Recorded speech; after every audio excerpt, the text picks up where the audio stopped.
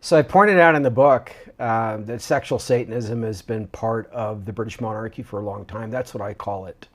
You know, any kind of sexual perversion that exists, really, including child sacrifice, etc. I was hearing rumors of that when the first edition of the AntiChrist Kept was published in 1998. People were coming up to me who were in that world with witchcraft and Satanism and so forth, who'd come out of it, and they were, telling me things that I couldn't confirm at that time. But over the years, it became quite apparent that even Charles has been connected to people like Savile, to others who were tied in with LGBTQIA+, the acronym keeps getting longer. I call it plus whatever stuff. And Savile was a confidant of his. He called him a close friend. And, pardon me. And he was right out there in the open for the public to see for decades. I mean, how could he be missed, right? By authorities or frankly anyone else. And yet Charles was cavorting with this fellow. And you look at his brother, and the Epstein files and these kinds of things, and he almost looks to me like a sacrificial lamb, in a manner of speaking. Not that he's innocent, right? He wasn't, clearly not completely innocent regardless, but it's like, look over here and forget about the scandals of which even Princess Diana spoke, of catching Charles, for example, in the act with men while they were married in the palace. So it's not hidden. It is in the open. And when we were talking last time and I showed, for example, the imagery on his heraldic achievement, his coat of arms officially granted, just before July 1969 when he was invested as Prince of Wales, that was created over a period of several years prior to it being unveiled to the world.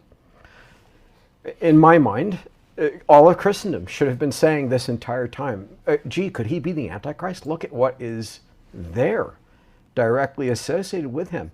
And of course, a lot of the world didn't see it. It had an estimated television audience of maybe 500 million people, 500 million plus, rivaled only by the United States in a moon landing, the Apollo missions, and the moon landing that same month. So it's a spiritual blindness. I can't describe it any other way. And unfortunately, it takes someone coming along and saying, here it is, please look at this and consider it in a biblical context. Let's look at this versus the scriptures. And then it does become very, very obvious. So Savile was ostensibly involved in a lot of very evil things toward children. Like I call him the most infamous pedophile and sexual Satanist known to the United Kingdom, perhaps the British Commonwealth, in history. And people can go back and look at the rumors surrounding Jack the Ripper, so-called, right? And the history of that in connection with Freemasonry, etc. And there seems to be a connection, if not directly tied, to the British monarchy of that period. So there's nothing new in all of this. It's just more of the same. So it was Lord Mountbatten that brought Jimmy Savile into the royal fold. What do you know about Lord Mountbatten? We've had Andrew Loney on, and he's written a book exposing him. So Mountbatten dallied with boys. He told Charles, from the time that he was old enough that he needed to sow his wild oats, so to speak, and wasn't really for Charles marrying early, or at his first opportunity. Mountbatten was not a moral man. He really wanted to see the British monarchy take his name, right? And so he wanted to see more marriage between his family and the British monarchy. We are where we are. Charles called him his favorite uncle, but really viewed him as a father figure, even more, I think, than Prince Philip. So when we look at the evil that is exposed, in my book, The Antichrist and a Cup of Tea, both editions, concerning Charles, Mountbatten was behind a good portion of that. Yeah, and people they like to say that they didn't know what Jimmy Savile was up to until it all came out after he died. But wouldn't the royal family members have had their own protection officers telling them about this guy's history, this is a liability, etc., and screening these people out? Because Savile just had free reign of going in the palace. I think that the public has presented a facade to this day concerning the British monarchy, a false set of facades even. So, for example, for decades, people were saying, well, the Queen will step down, she'll pass the throne to William, despite the fact that Charles is being trained all along to be king, right? I didn't think he had to be king, but certainly he was in line for that, despite the fact that his mother said she would not step down, prior to her death. Multiple times she effectively made that statement. Yet people thought Charles is a playboy, right? Maybe they thought he wasn't so educated, that he was cavorting with women in his college years, that he was a thespian, right? And he was a thespian, that he was doing magic shows. He was into all kinds of things, actually, in college.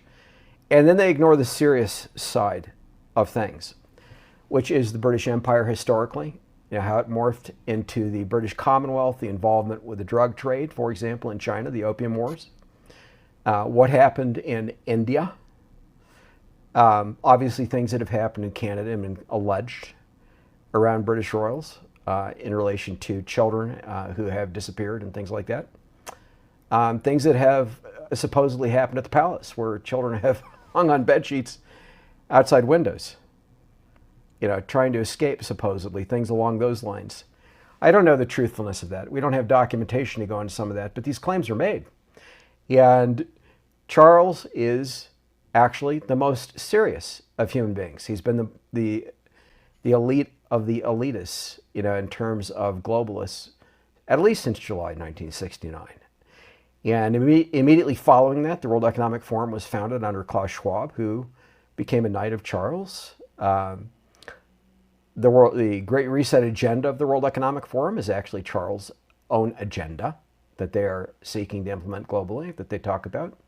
I pointed out in our prior interview how the United Nations is under Charles. I pointed out some of his own military training and activities, right? Military aircraft, military choppers, naval vessels, all of which he's flown and or commanded, been in training that is close to commando level training.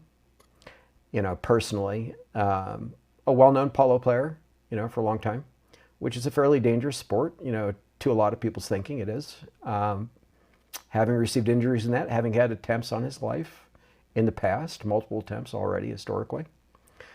So people don't think about that. They don't generally know about that unless they start to read his biographies. And one of the things that I pointed out, even in the first edition of the AntiChrist and the Cup of Tea, is there's more biographical material at that point in history, even by the 1980s, written about Charles as Prince of Wales than any other human being in the world who is alive, even back then.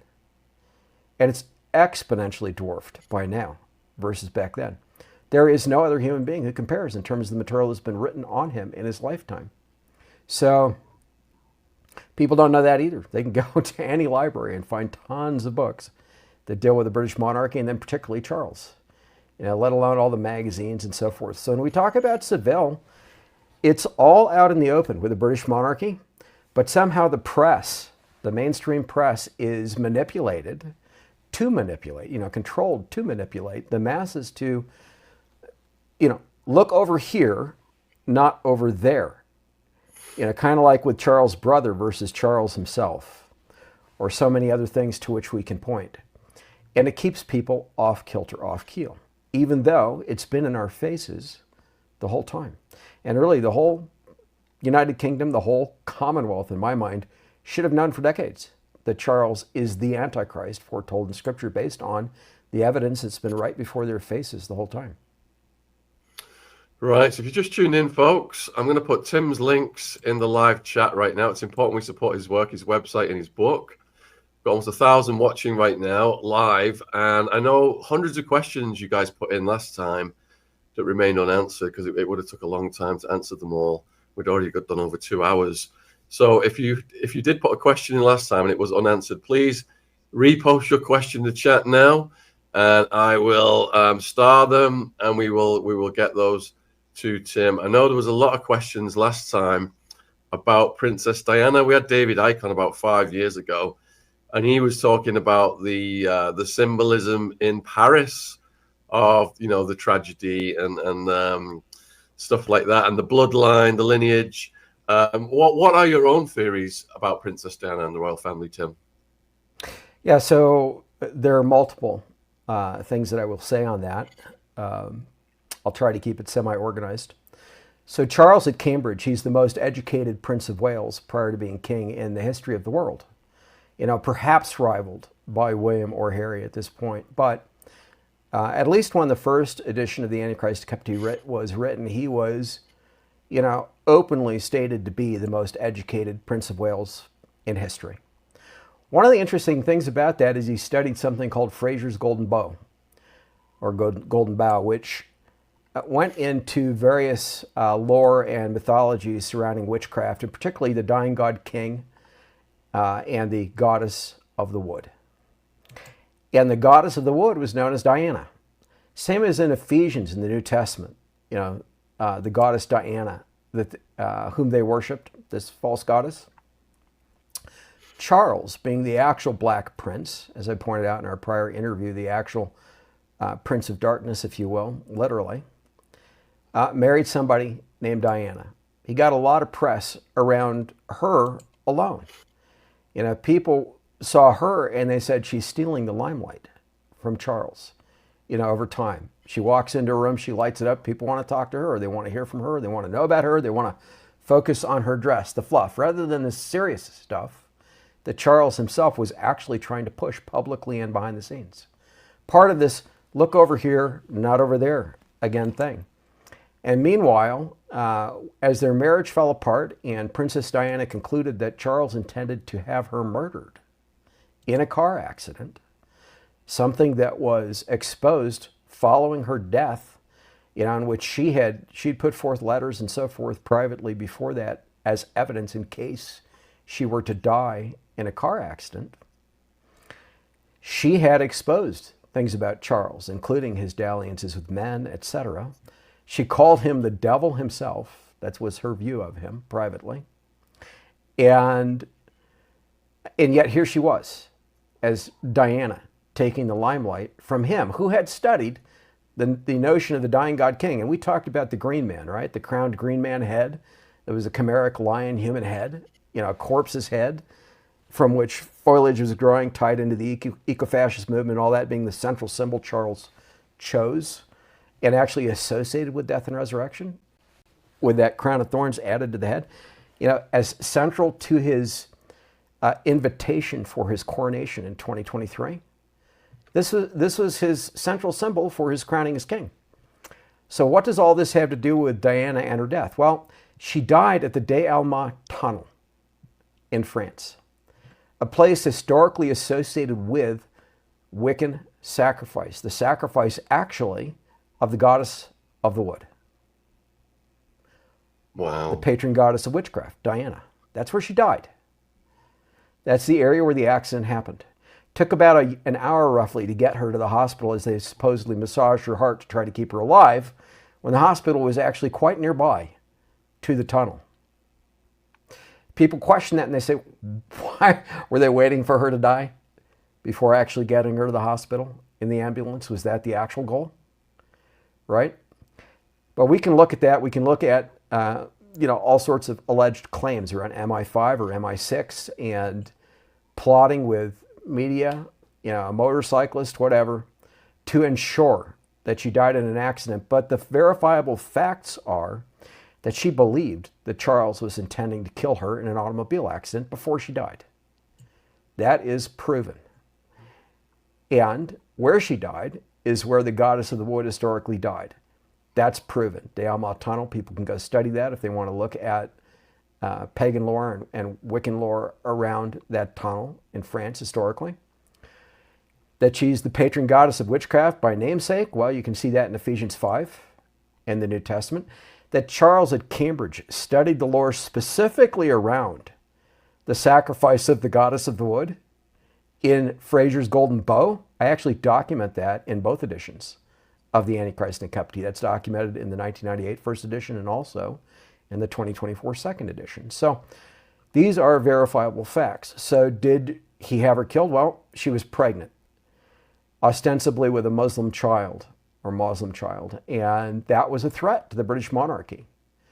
It's no secret that Herod's owner, would have loved to have been married into the British monarchy. That was popularized even on a recent television series in the UK that dealt with Charles as Prince of Wales and the British monarchy and so forth. That actually, by the way, Shaun, they went out of their way to hide the occult imagery such as his heraldic achievement, his coat of arms, and the name calculation and the centrality of the red dragon to his investors, Prince of Wales and so forth in that series. They cut out all the stuff that really points to him as the Antichrist in that series. And I have to ask, okay, why did they do that? But at any rate, I will say that the threat to the monarchy was eliminated with her death. She was literally sacrificed, as the patron goddess of the wood, typologically, that it was intentional, and I believe that the British monarchy was completely involved in it. Charles was involved in it behind the scenes. Yes, I read Diana in her own words, and I was flabbergasted because she laid out in a letter, I think it was to a lawyer or something, or journalist, exactly what was going to happen. And then it happened, and people they just, it should be front page news, isn't it? Diana predicted this would happen, and here it is. And nobody says anything. It just all gets covered up. You got to dig it out years later. It's crazy. Yes. Yeah. Thank you for all the questions coming in, folks. And we will start to get those to Tim. Let me, if you don't mind, I'm going to say one thing, Shaun. Yeah. A lot of people have made comments that are showing that they didn't watch our first interview. Mm-hmm. Comments that are detached from reality, saying so-and-so is the Antichrist, or just making blatant false statements. I usually ignore those things, or I respond to them, or if they're on my own channel, I delete them. Because I think people are foolish. Go watch the interview and then ask intelligent questions, ask something that hasn't been answered or refuted in the interview. Now, that being said, I would love for people today to throw out their most wild questions so that I can answer them directly for the whole audience. So in other words, don't hold back, please, with the questions. Because I was about to filter questions out if they seem too out there and just keep them to the subject matter at hand. But you're saying you're willing to answer anything? We want it to be around the subject matter of Charles as the Antichrist. But if someone thinks it's so-and-so, then let's address why it isn't.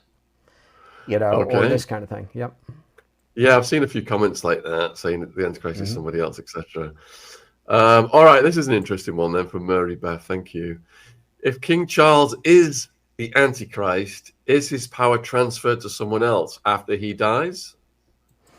No. Biblically, in Revelation 13, and he is the first beast. We showed that imagery in our first interview, so if you haven't seen it, go and watch that afterwards. His heraldic achievement as Prince of Wales has the imagery of that first beast of Revelation 13 actually on it. It also has the little horn of the eyes of man in Daniel 7 on it. It also has the red dragon that represents Satan of Revelation 12 and 13 on it. Per Revelation 13, that first beast, that beast with feet like a bear, body like a leopard, mouth like a lion, who is explicitly stated to be a man, and in this case that happens to be Charles himself, will receive a fatal wound. Biblically, the Greek text indicates a wound to the death. So it seems to indicate he'll actually die. But if he doesn't actually die, the world would expect that he would die from the nature of the wound. And then he will recover from that wound, and the consequence of the recovery, whatever the manner of it is that the world will worship the first beast, and they will simultaneously also worship the devil, the red dragon, that gives that first beast his power, throne, and great authority. In other words, who gives that to Charles. So Charles, per 2 Thessalonians 2, as the Antichrist, is going to be possessed by Satan, and I think that possession will transpire with his recovery from that mortal wound. So rather than his power, if you will, being transferred to another individual, it will increase with the devil's direct possession of him. And then at Armageddon itself, years later, 3.5 years later, at Armageddon with Christ's return, an angel will cast Charles as the possessed Antichrist down to hell. He will die at that time, finally. So he may have an interim death, is the point. And his power, rather than being transferred to anyone else, will only seem to increase because the devil will possess him. And one last point I'll make with that is there's a second beast in Revelation 13 who is typically understood to be the false prophet, who will work in tandem with the devil and with the Antichrist. That second beast, that false prophet, himself being an Antichrist, just a junior Antichrist. And he will do miracles, it will seem. Things that we might, or in the past human beings would have said were miraculous, in the sight of mankind, in the presence of Charles, the Antichrist, when he's possessed by the devil.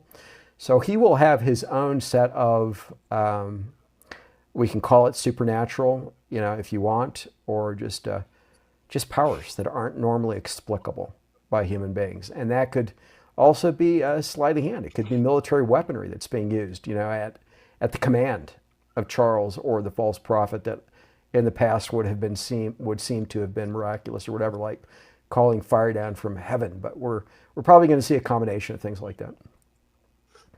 I'll give you a curveball one first to see how far you want to go with these people. Much respect for your work, but no offense, if someone believes something contradictory to your findings, is there a level of intolerance towards these kind of things from you? Proverbs 18:13, he who answers a matter before he hears it, it is shame or folly to him.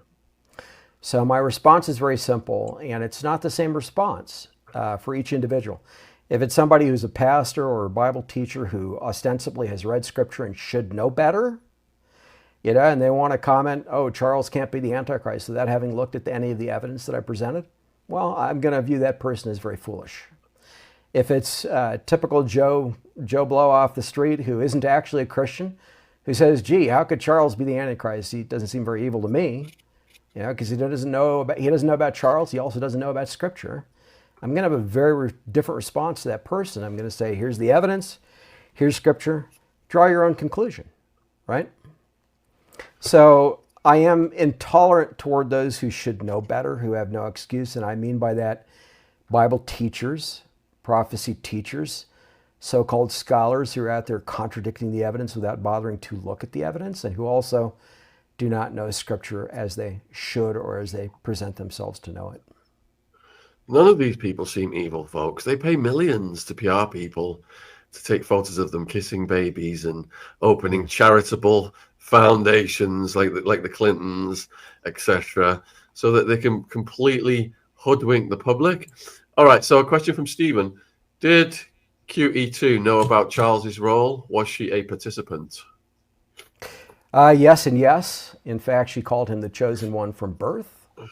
She was worshiping the devil, the red dragon, in Druid ceremony in Wales prior to becoming queen when she was princess. That was the central symbol of the activity that was transpiring there in Wales.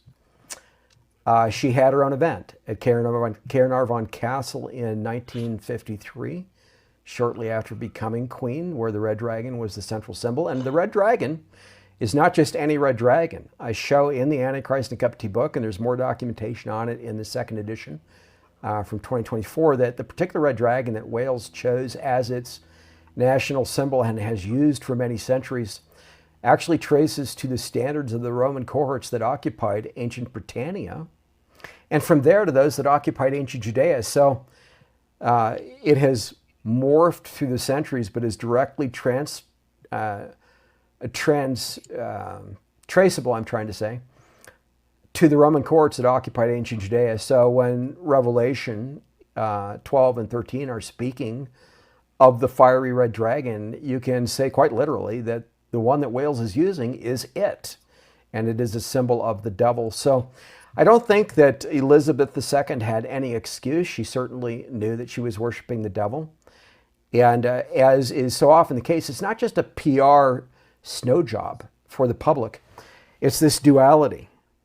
On the surface, they want to look like one thing so that they can sway one audience. In this case, the nominally Christian audience that doesn't know better and isn't testing them against Scripture. And then in the background, they're doing stupendously evil things, like with Jimmy Savile. Right? So they're appeasing all audiences between what's happening in the front and what's happening in the back. And the typical person on the street only sees what's happening on the front and usually has a very surface level view of it. So what's your thoughts on Charles's creepy opening of the 2022 Commonwealth Games? Do you have any images of that? I, in fact, have done interviews on it, and on my channel, which is just author Tim Cohen, run together as one word on YouTube, you can see my analysis of the whole event, and I've documented it very thoroughly in the second edition of the Antichrist, a Cup of Tea. But I'll make a few comments relating to it. One is, it was Baal Molech worship. This bull that you could say typifies the golden calf that ancient Israel was circling around and worshiping and making merry before Moses came down off Mount Sinai and smashed the tablets in great fury, right? And what Israel was doing. It was very much in your face like that, only to the whole world. And so Charles oversaw the thing. He opened it on behalf of the Queen, but he oversaw the whole thing. And it was clear worship. They were bowing down, literally, before this bull with crystalline shards that were representing, literally, as I show in these interviews I did, the all-seeing eye of Lucifer. And we can do a whole interview on that if you want at some point, Shaun. We can actually show the video footage. But they were bowing down, literally worshiping this beast. And a woman was riding it. So you get the imagery of the woman riding the beast. So it was a New Age type thing. And then there was a whole mock Tower of Babel also at one end of Birmingham, the stadium. And the tower would rise and descend depending on the portion of the ceremony they were in, the event. But they would project onto this tower. So at times they projected a writhing serpent inside the tower with this ball of light over the top of it representing the all-seeing eye of Lucifer. At other times they had the red dragon projected on it. At other times the nations that were participating there or present there at the Commonwealth Games were projected on the tower. And then other demonic angelic things, fallen angelic things were portrayed on that tower. Well, one of the most stunning series of imagery in the whole event was when the sun went down, and over the bull, they portrayed a recreation of the Battle of Los Angeles from 1942, February 1942. Are you familiar with that? No. So there was an anti-gravity craft tracked by radar that came off of the coasts of Los Angeles and off the coast of the ocean and appeared not only over a bunch of press, but over a bunch of troops who fired thousands of anti-aircraft rounds at the thing to try to down it. And they shone spotlights on it. So almost in a pyramidal fashion, there were spotlights going up to this thing and all kinds of smokes. The spotlights were very obvious while they were highlighting this anti-gravity craft that they were trying to shoot down and couldn't shoot down. Well, there's both film footage as well as still photographs that were put out in the press immediately following that event. It was a real event, and they called it the Battle of Los Angeles. This was recreated literally over that bull in Birmingham, where you had these spotlights going over the top of it, and then this light at the very center, right above the bull, after the sun went down. Wow. People didn't understand that that's what they were portraying was an alien influence. And then one of the songs that, actually more than one, but one of the songs in particular that Duran Duran sang, at the event, and I think the group was Duran Duran, right? I think that's right. Had to do with an alien coming down to the earth. Well, this thing over the bull that was meant to represent that anti-gravity craft from the Battle of Los Angeles transitioned to be over the Tower of Babel and then lit up as the all-seeing eye there over the tower.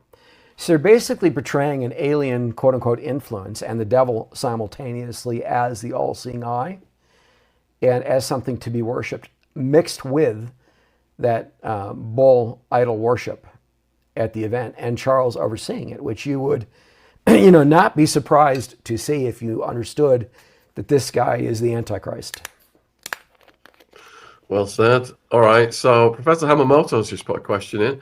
I'd just like to congratulate the professor. We interviewed him a couple of days ago. He's already at over 100K on that one, and on Charlie Kirk. Thank you for the question, Professor. Will the heir and the spur, who are of the Stuart bloodline via their mother, Diana, break the transgenerational satanic cure? I don't know what cure means, but I'll say to the rest of the question, if I'm understanding it correctly, that unlike Charles, William, and Harry not being the son of perdition, not being the individuals who will be possessed by the devil as well as multiple demons, can be saved. Judas Iscariot was the first son of perdition in Scripture who, at the midpoint of the crucifixion week, went and betrayed Christ for his crucifixion, right? He's just added. Sorry, Tim. He's just added that it's a misspelling. He meant curse. Oh, okay, that makes sense. Yeah. Yeah. So William and Harry, they have the opportunity, like any other human being, to be saved. But Charles is explicitly called the son of perdition, quote unquote, being the second one in 2 Thessalonians chapter 2 in the New Testament, whom per that chapter, as well as Revelation 13, the devil is going to possess. So Charles cannot be saved. He's condemned. Don't bother praying for salvation. It won't happen. You're praying amiss. His sons, on the other hand, and the rest of his family and their family, they can be saved. So if they turn to Christ, they're in genuine faith. And I'll be clear, I don't think any of them, to this point in time, I have no reason to believe that any of them is actually a Christian, and that they actually believe God's written word, or that they believe that Charles, their father or father-in-law or grandfather or whatever, is the Antichrist, etc. No reason to believe that any of them are aware at that level, or that they actually believe God. But that doesn't mean they can't be saved. So like anyone else, pray for them.